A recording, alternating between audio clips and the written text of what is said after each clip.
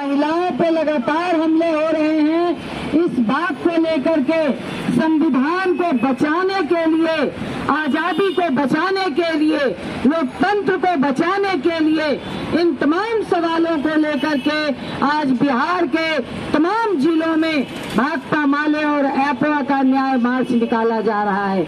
आप देख लीजिए कि आज जो हमारी बेटी हो, कोमल पासवान हो, खुशबू पासवान हो, काजल मंडल हो, स्नेहा कुशवाहा हो, सहित दर्जनों बेटियों के ऊपर लगातार बलात्कार की घटना हो रही है और इतना ही नहीं, उसको मार करके फेंक दिया जा रहा है, उसकी हत्या कर दी जा रही है। आज आप देख रहे हैं कि अपराध किस तरह से आज सत्ता के संरक्षण में चल रहा है कि पटना राजधानी में दिन दहाड़े रोज गोलियां चल रही हैं और कई हत्याएं लगातार हो रही हैं, मगर इस सवाल पर पूरा सत्ता आज चुप बैठा हुआ है।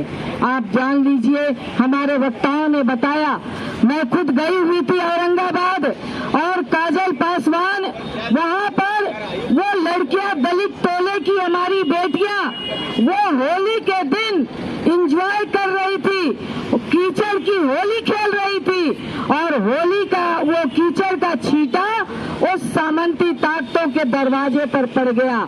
बस उसके एकदम घर बगल में है और इससे तमतमा करके सिर्फ इतना ही से नहीं, उन लोगों को ये लगा कि दलित की बेटी डीजे पर कैसे डांस करेगी, कैसे इस तरह से होली मनाएगी, इस तरह से कैसे आजादी मनाएगी, और इसलिए तमतमा करके निकलता है और सीधे गाड़ी चढ़ा देता है। कई लड़कियां घायल हो जाती हैं और कोमल पासवान की मौत उसी जगह हो जाती है। इससे दर्दनाक घटनाएं कुछ नहीं हो सकती बिहार के अंदर।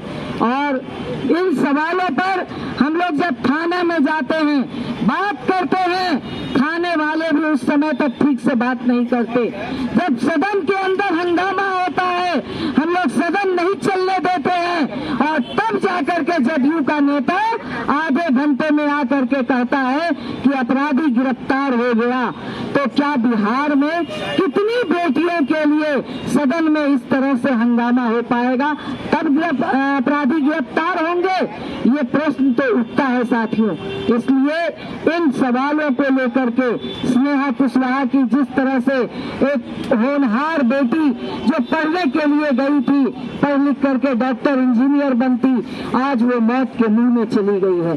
तो इन प्रश्नों को लेकर के हम आप तमाम लोगों को गंभीरता से, हम तमाम लोगों को सोचना है, तमाम लोगों को समझना है और इसके साथ ही इन सवालों को लेकर के हम लोगों को गांव-गांव में या पूरे मोहल्ले में बैठक करके आम महिलाओं से लेकर के तमाम लोगों के बीच में इस बात को लेकर के संगठन को आगे बढ़ाते हुए इन बात को लेकर के इन लोगों को आगे बढ़ाना है।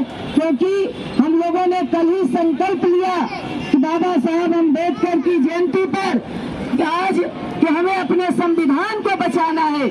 आप देख लीजिए कि बिना बोले, बिना संविधान को हटाए, संविधान के एक एक कानून को हटा दिया जा रहा है।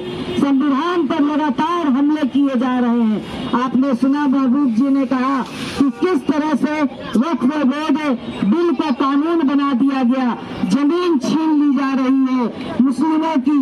आज हमें लगता है कि चलिए मुस्लिमों की जमीन छीनी जा रही है, मगर आज जिस तरह से आप पटना ही के झुग्गी झोपड़ियों को देख लीजिए कि आज जहां भी गरीब दलित बसे हुए हैं, उन तमाम दलित गरीबों को आज उजाड़ करके भगा दिया जा रहा है। और बुद्ध मूर्ति में भी कमिश्नर आकर तुरंत अभी, जबकि बुद्ध मूर्ति में लगातार हम लोगों ने धरना दिया था और अनशन किए थे पार्टी के सबसे बड़े नेता दीपंकर भट्टाचार्य, और वहां पर तब यहाँ के डीएम, यहाँ के कमिश्नर इस बात को समझौता किए कि उन मुसहरियों को हम वहां पर बसाएंगे जमीन दे करके, आज तक उसने नहीं बसाया और लगातार पूरा फौज फाटा लेकर के वहां पहुंच जाते हैं उन लोगों को उजाड़ने के लिए। और अभी भी वहां पर उजाड़ने के लिए आप पहुंचे हुए हैं, वहां पे पूरा फौज फाटा डीएम का, कमिश्नर का पहुंचा हुआ है उजाड़ने के लिए। कौन सा राज आप चला रहे हैं? सिर्फ बड़े लोगों का राज चलेगा?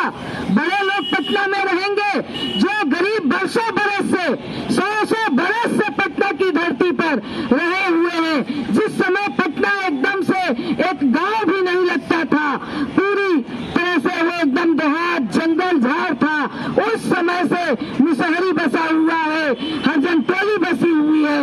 आज जब पटना को आपको सुंदर बनाना है तो सबसे पहले वैसे लोगों को आप उजाड़ने में लगे हुए हैं। मगर हम लोग भी कहना चाहते हैं कि किसी भी कीमत पर हमारे गरीब लोग पटना छोड़ करके नहीं जाएंगे, चाहे इसके लिए जितनी लड़ाई लड़नी पड़ेगी, जो भी करना पड़ेगा। भाकपा माले इसके लिए पूरी मजबूती के साथ खड़ा है और हम लोग लड़ रहे हैं, लगातार लड़ रहे हैं। इसलिए दोस्तों, इस बात के लिए हम तमाम लोगों को सोचना और समझना है, क्योंकि ये खुशफहमी हम लोग पाल लेंगे कि चलिए आज मुस्लिमों की जमीन छीनी जा रही है। हम पूछना चाहते हैं कि बड़े बड़े मठे और मठाधीशों में, मठों में हजारों हजार एकड़ जमीन है, उसको क्यों नहीं आप कब्जा कर लेते हैं? उसको करके आप गरीबों में बांट दीजिए। मगर ये नहीं होगा, बल्कि अगर मठों की जमीन अगर गरीब के कब्जे में है तो उसको आप वहां से खदेड़ रहे हैं, भगा रहे हैं, तो ये भी हम लोग नहीं करने देंगे। इस बात का ऐलान करने के लिए भाकपा माले ने लगातार एक सप्ताह का यह यात्रा, यह कार्यक्रम रखा है। आप समझ लीजिए, बात कर रहे हैं रामराज की, बात कर रहे हैं संविधान की, मगर आप जानते हैं सब लोगों के पास सोशल मीडिया है।